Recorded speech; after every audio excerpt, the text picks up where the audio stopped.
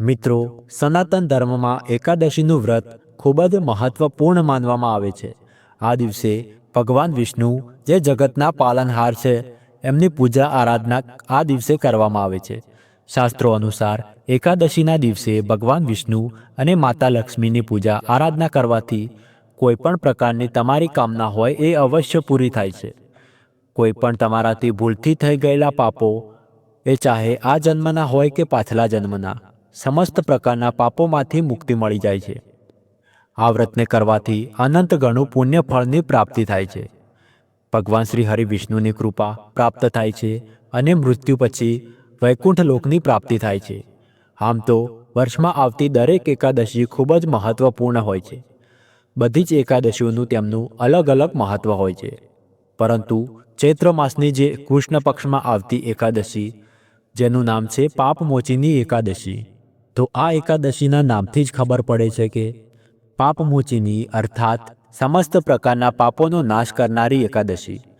તો આજના વિડીયોમાં આપણે જાણીશું કે સાલ 2025માં પાપમોચીની એકાદશી ક્યારે છે, એકાદશી તિથિ ક્યારે પ્રારંભ થાય છે, ક્યારે સમાપ્ત થાય છે, અને વ્રત આપણે ક્યારે રાખવાનું છે, અને વ્રતનું પારણનું એટલે કે વ્રત ખોલવાનું શુભ મુહૂર્ત કયું છે. આજના દિવસે ભગવાન શ્રી હરિ વિષ્ણુની કયા પ્રકારે પૂજા આરાધના કરવી જોઈએ, કયા મંત્રોનો જપ કરવો જોઈએ અને કયા ઉપાયો કરીશું જેનાથી આ વ્રતનું સંપૂર્ણ ફળ આપણને પ્રાપ્ત થાય.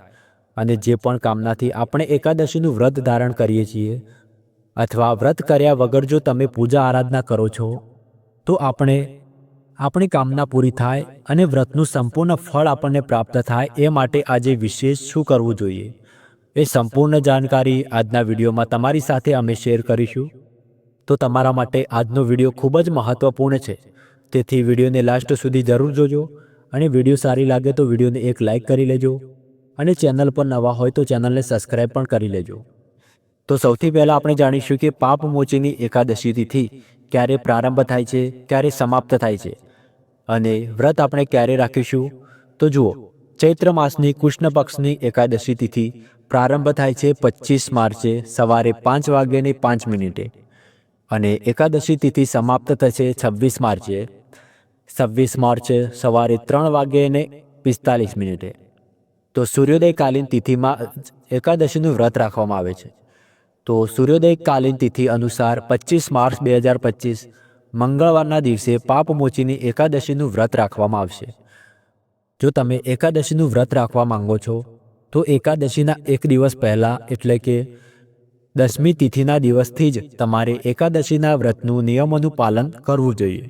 જેમ કે તમારે દશમના દિવસે બ્રહ્મચર્યનું પાલન કરવું જોઈએ, ભૂમિ પર શયન કરવું જોઈએ, અને શુદ્ધ અને સાદું ભોજન લેવું જોઈએ. એક વાતનું ખાસ ધ્યાન રાખવું કે એકાદશીના દિવસે સ્ત્રીઓએ તેમના વાળ ન ધોવા જોઈએ. તેથી તમારે એકાદશીના એક દિવસ પહેલાં એટલે કે દશમના દિવસે વાળ ધોઈ લેવા જોઈએ. એકાદશીના દિવસે બ્રહ્મ મુહૂર્તમાં ઉઠવું જોઈએ, અને તમારે તમારા કામોમાંથી નિવૃત્ત થઈને સ્નાન કરી લેવું જોઈએ, અને સાફ સુથરા વસ્ત્રો ધારણ કરીને ભગવાન સૂર્યદેવને જળ અર્પણ કરીને ઘરના મંદિરમાં ભગવાન શ્રી હરિ વિષ્ણુ અને માતા લક્ષ્મીની વિધિ વિધાનથી પૂજા કરવી જોઈએ. જો તમે વ્રત કરો છો તો વ્રતનો સંકલ્પ અવશ્ય કરવો જોઈએ. ડાબા હાથમાં જળ અને પુષ્પ લઈને વ્રત રાખવાનો સંકલ્પ કરવો જોઈએ. પછી ભગવાન વિષ્ણુનો અભિષેક કરો, પીળા રંગના ફૂલો અર્પણ કરો અને પીળા ચંદનથી એમને શણગાર કરો, અને વિધિ વિધાનથી એમની પૂજા કરો. અને ભોગમાં તમે પીળા ફળ, પીળી મીઠાઈઓ અર્પણ કરી શકો છો. એ પછી ભગવાન વિષ્ણુની આરતી કરીને સવારની પૂજા તમારી સંપૂર્ણ સમાપ્ત કરવી જોઈએ. દિવસમાં ઉપવાસ રાખો છો તો તમે ફરાળ કરી શકો છો, કોઈ પણ ફળ તમે ખાઈ શકો છો, અથવા ફળાહાર અને જળાહારથી તમે એકાદશી વ્રતનો ઉપવાસ કરી શકો છો. સાંજે ફરીથી ભગવાન શ્રી હરિ વિષ્ણુની વિધિ વિધાનથી પૂજા કરવામાં આવે છે. રાત્રે અખંડ દીવો સળગાવીને રાત્રે જાગરણ કરવાનો પ્રયાસ કરવો જોઈએ. શાસ્ત્રો અનુસાર એકાદશીનું જાગરણ બધા જ પ્રકારના પાપોમાંથી મુક્તિ આપનાર હોય છે, અને બધી જ પ્રકારની કામના હોય એ પૂર્ણ કરનારી હોય છે. એકાદશીની રાત્રે જો અખંડ દીપદાન આપણે કરીએ છીએ, એમાં પણ આપણે કોઈ પણ આપણી કામનાથી જો દીપદાન કરીએ છીએ, તો એ કામના અવશ્ય પૂરી થાય છે, અને ઉપવાસનું સંપૂર્ણ ફળ આપણને પ્રાપ્ત થાય છે.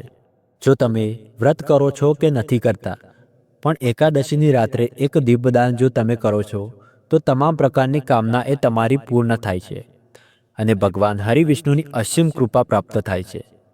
પછી બારસના દિવસે પ્રાતઃકાળ જલ્દી ઉઠીને નિત્ય કામોમાંથી નિવૃત્ત થઈને સ્નાન કરીને ભગવાન સૂર્યદેવને જળ અર્પિત કરીને ભગવાન વિષ્ણુની વિધિ વિધાનથી પૂજા કરીને આ દિવસે કોઈ બ્રાહ્મણને ઘરે બોલાવીને ભોજન કરાવવું જોઈએ, અથવા કોઈ ગરીબને તમે ભોજન કરાવી શકો છો, અથવા તો બ્રાહ્મણને ભોજનની કાચી સામગ્રી પણ તમે આપી શકો છો.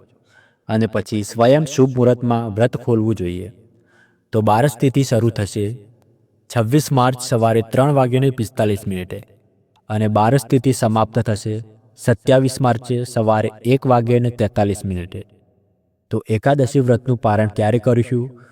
તો જુઓ, એકાદશી વ્રતનું પારણ હરિવાસરના સમાપ્ત થાય એ પછી જ કરાય છે. બારસ તિથિ પ્રારંભ થાય એ પછીનો જે પ્રારંભિક સમય હોય છે, એટલે કે એકાદશી તિથિનો ચોથા ભાગનો સમય હોય છે, એને કહેવાય છે હરિવાસરના. તો આ સમયમાં ભૂલથી પણ વ્રતનું પારણ ન કરવું જોઈએ. આ લગભગ 5-6 કલાકનો સમય હોય છે. તો 26 માર્ચ હરિવાસરનો સમાપ્તિનો સમય છે 9:14. તો 9:14 થી 10:56 સુધી તમે તમારા વ્રત ખોલી શકો છો, એટલે કે વ્રતનું પારણ કરી શકો છો. જો કોઈ પણ કારણવશ તમે આ સમયમાં વ્રત નથી ખોલી શકતા, તો બપોરે 1:41 થી 4:08 વચ્ચે જે સમય હોય છે એ સમયમાં તમે આ ઉપવાસ ખોલી શકો છો. તો સાલ 2025માં પાપમોચીની એકાદશીનું વ્રત રાખવામાં આવશે 25 માર્ચ 2025. તો એકાદશીના દિવસે બ્રહ્મ મુહૂર્તમાં સ્નાન કરવું જોઈએ. તો બ્રહ્મ મુહૂર્તનો શુભ સમય તમને પ્રાપ્ત થાય છે સવારે 4:45 થી સવારે 5:40 સુધી.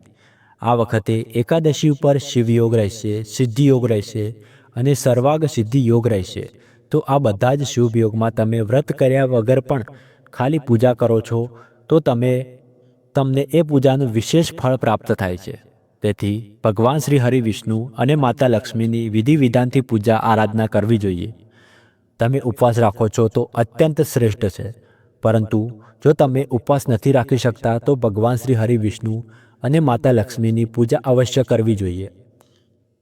તો મિત્રો, આજના વિડીયોમાં પાપમોચીની એકાદશીની સંપૂર્ણ માહિતી તમને જણાવી, જે 25 માર્ચ 2025 મંગળવારના દિવસે ઉજવવામાં આવશે.